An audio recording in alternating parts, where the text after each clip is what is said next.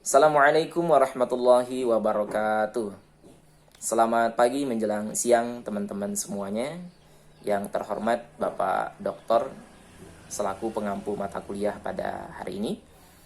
Puji syukur kepada Allah kita ucapkan dengan mengucapkan Alhamdulillah. Salawat kepada Nabi Muhammad SAW dengan mengucapkan Allahumma salli ala Sayyidina Muhammad wa ala ali Sayyidina Muhammad.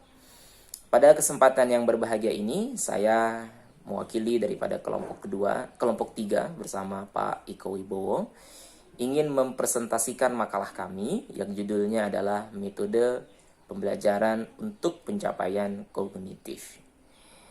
Penting gak sih metode itu? Jawabannya sangat penting sekali. Kok begitu? Karena melihat dari Undang-Undang Dasar Negara Republik Indonesia pasal 31 ayat 1 mengatakan bahwasanya pendidikan adalah hak bagi seluruh warga negara Republik Indonesia.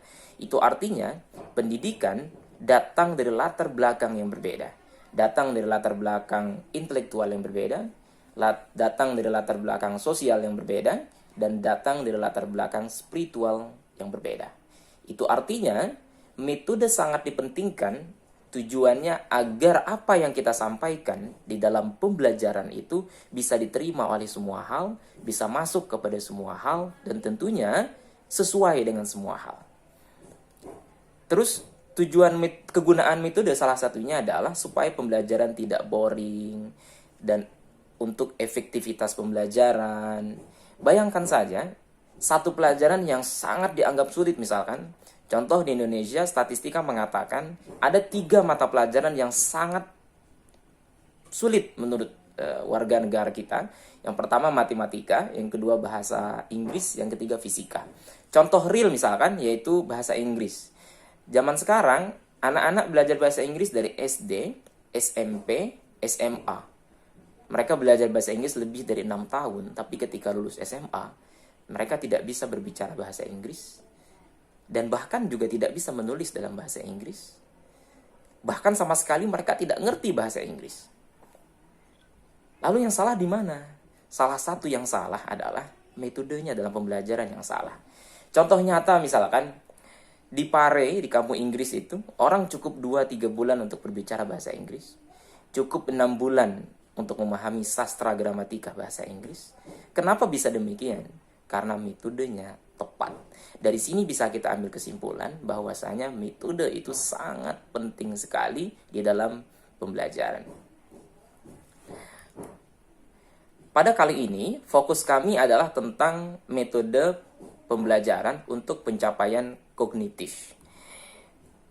Apa sih kognitif itu? Kita tahu pembelajaran itu mencakup 3 hal pada akhirnya. Bagaimana bisa tercapai kognitifnya, tercapai afektifnya, dan tercapai psikomotornya. Karena di dalam KIK 2013 juga mengandung 3 unsur itu. Kognitif pengetahuannya, afektif sikapnya, serta psikomotor keterampilannya. Nah, metode apa yang tujuannya lebih esensinya kepada kognitif? Jadi kalau kita pakai metode ini, jadi untuk tercapainya kognitif dalam materi itu sangat besar kemungkinan. Lebih tepat seperti itu. Karena pada dasarnya semua metodologi itu menurut analisis saya pribadi ada yang kognitifnya ada, afektifnya ada, psikomotornya ada.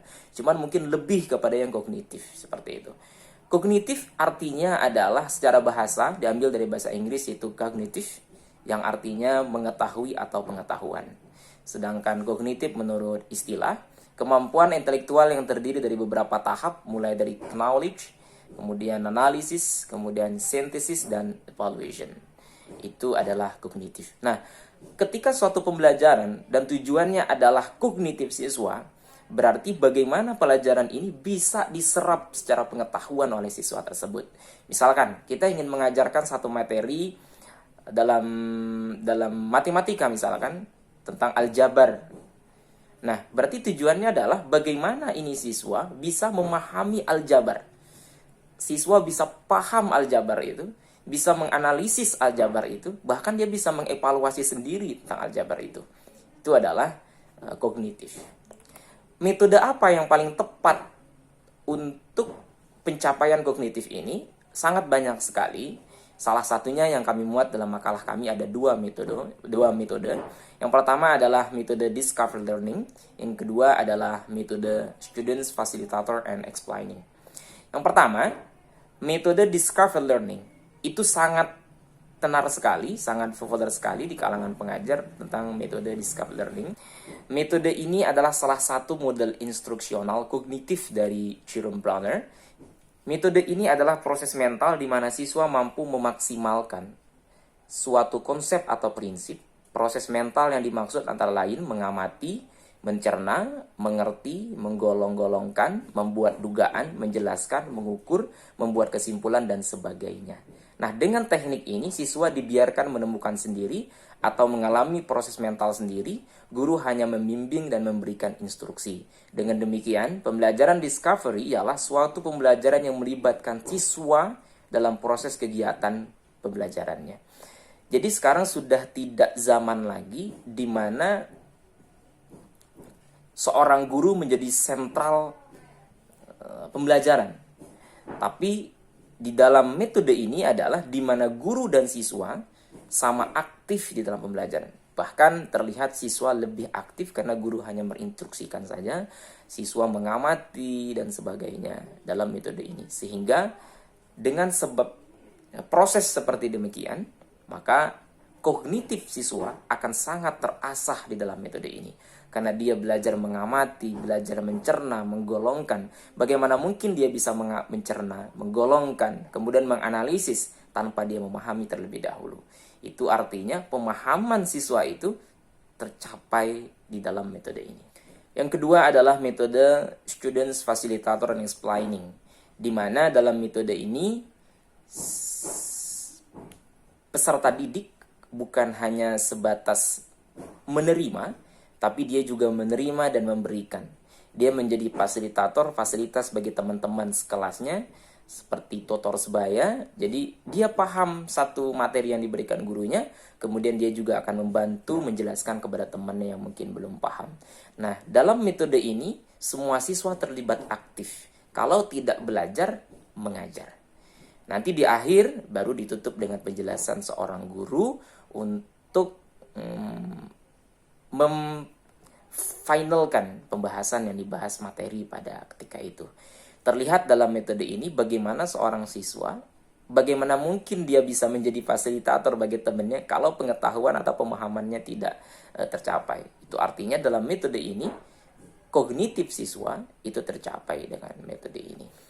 Tapi terlepas daripada itu semua, sebagai salah satu dasar atau matematis daripada metode adalah semua metode mempunyai kekurangan dan kelebihan masing-masing.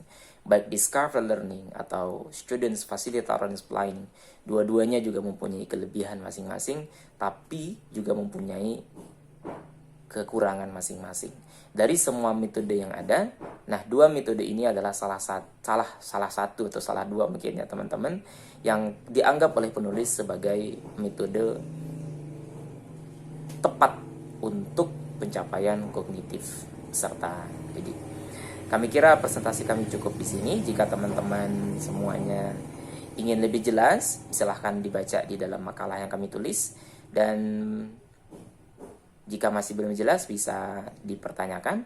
Insya Allah akan kami jawab, baik itu saya ataupun Bang Eko akan menjawab pertanyaan teman-teman. Jika kami tidak mampu menjawab, maka akan dijawab oleh Bapak Dokter yang pengampu mata kuliah kita pada hari ini. Semoga bermanfaat, lebih dan kurang mohon maaf. Salam sejahtera kepada semuanya. Assalamualaikum warahmatullahi wabarakatuh.